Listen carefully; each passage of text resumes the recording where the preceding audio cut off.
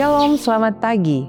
Mari awali hari ini dengan semangat baru dengan mendengarkan renungan pagi.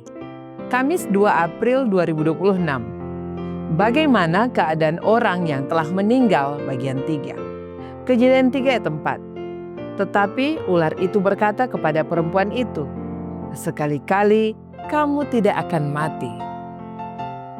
Ada dua aliran pemikiran yang membawa pemahaman Alkitabiah tentang kematian dan neraka masuk ke dalam gereja Masih Advent hari ke-7. Yang pertama, digerakkan oleh George Storrs, seorang tokoh yang telah kita kenal sebagai pendukung utama gerakan bulan ke-7. Pada tahun 1837, Storrs menemukan sebuah buku karya Henry Grew yang membahas tentang nasib akhir orang fasik. Henry Grew berpendapat bahwa orang fasik akan binasa dan keberadaan mereka akan berakhir sama sekali. Tidak dipertahankan selama-lamanya untuk menderita dalam siksaan dosa yang tak berkesudahan. Sebelum membaca buku itu, George Storrs tidak pernah meragukan ajaran bahwa manusia memiliki jiwa yang kekal. Namun, karya Henry Grew mendorongnya untuk menyelidiki Alkitab secara mendalam tentang topik ini. Hasilnya, George Storrs menjadi yakin bahwa manusia tidak diciptakan dengan keabadian sejak lahir, dan bahwa semua orang fasik akan dibinasakan oleh Tuhan. Dimusnahkan sepenuhnya. Ia mulai meyakini apa yang oleh para teolog disebut sebagai kondisionalisme, yaitu keabadian hanya diberikan kepada mereka yang percaya kepada Kristus, dan anihilasionisme. Orang fasik akan mengalami kebinasaan kekal, bukan dipertahankan hidup dalam api neraka untuk selama-lamanya. Pandangan ini membawa George Storrs ke dalam konflik dengan gereja Metodisnya dan menyebabkan ia mengundurkan diri sebagai pendeta pada tahun 1840. Storrs memaparkan pemahamannya dalam buku-buku seperti An Inquiry, Are the Souls of the Wicked Immortal? Sebuah penyelidikan apakah jiwa orang fasik itu kekal, dan melalui 6 khotbahnya pada tahun 1842.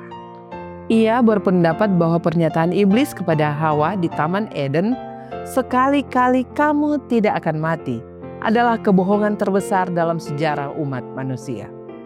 Pada tahun 1842, George Storrs menjadi pengikut gerakan Miller melalui pelayanan Charles Fitch. Sayangnya, hampir semua pemimpin gerakan Miller, kecuali Fitch sendiri, bereaksi keras terhadap pandangan George Storrs. Pada tanggal 25 Januari 1844, Charles Fitch menulis surat kepadanya tentang keyakinannya. "Karena engkau telah lama berjuang sendirian dalam peperangan Tuhan mengenai keadaan orang mati dan kebinasaan terakhir orang fasik, maka aku menulis surat ini untuk mengatakan bahwa setelah banyak berpikir dan berdoa, serta yakin akan panggilan Tuhan, aku akhirnya siap berdiri di sisimu. Aku sungguh-sungguh bertobat kepada kebenaran Alkitab bahwa orang mati tidak tahu apa-apa."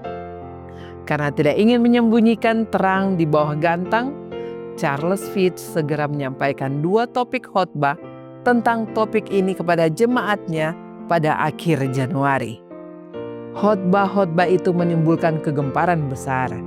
Tulisnya kepada George Storrs, "Banyak yang mengira aku kerasukan setan, tetapi sekarang mereka menerima dan mempercayainya. Sekarang saudaraku, aku tidak punya hak untuk malu terhadap kebenaran Allah tentang topik ini, sama seperti terhadap topik-topik lainnya." Charles Fitch, seperti yang telah kita catat sebelumnya, adalah pribadi yang rela mempertahankan keyakinannya begitu ia benar-benar yakin akan ajaran Alkitab. Semoga kita memiliki semangat yang sama. Kiranya renungan di pagi hari ini dapat menjadi kekuatan bagi kita semua dan menjadi perenungan kita sepanjang hari ini. Amin.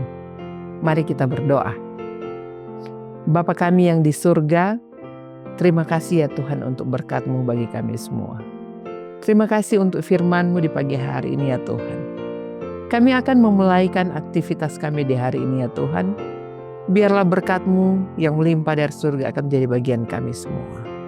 Di sepanjang hari ini, dalam setiap langkah hidup kami Tuhan, biarlah tuntunan-Mu akan menjadi bagian kami. Ini doa kami, sempurnakan doa ini ya Tuhan. Di dalam nama Tuhan Yesus kami bawa doa ini. Amin. Demikianlah renungan pagi hari ini. Silakan share video ini dan subscribe YouTube channel Cornelius Media dan follow kami di Instagram dan Facebook @corneliusmedia. Tuhan memberkati kita semua. Sampai jumpa esok hari.